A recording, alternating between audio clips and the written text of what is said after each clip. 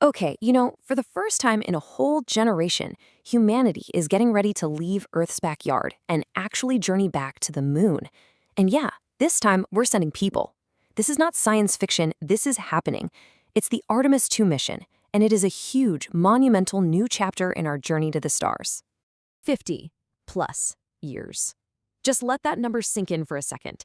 It has been over half a century since humans last went beyond low Earth orbit to our closest celestial neighbor.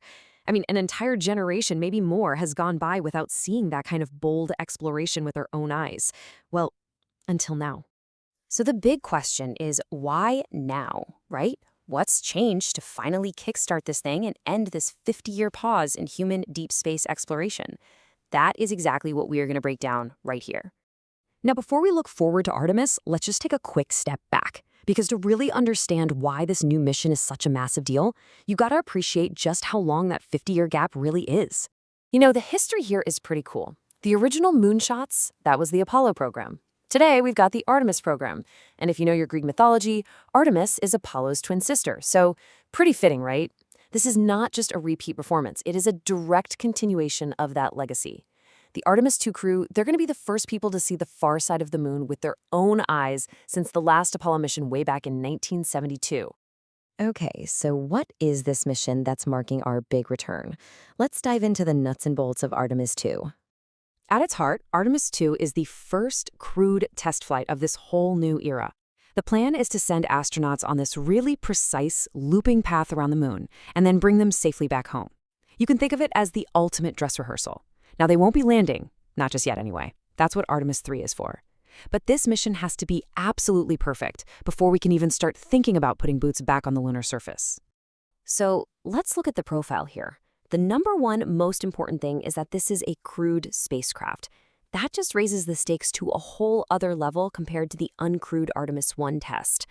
The crew is going to orbit the moon, pushing that Orion spacecraft and its life support systems further than any human has gone since the Apollo days. So every little system check, every single maneuver, it's a critical test. The success of this flight is basically the green light for Artemis 3, which is the mission that's supposed to have the first lunar landing of the 21st century. And get this, this isn't some far-off plan in the distant future. No, the final countdown is pretty much already started. The most critical milestones are being checked off as we speak, as we get into these final stages before launch. In fact, today is a huge day in the pre-launch sequence. That final countdown isn't just about the iconic ticking clock.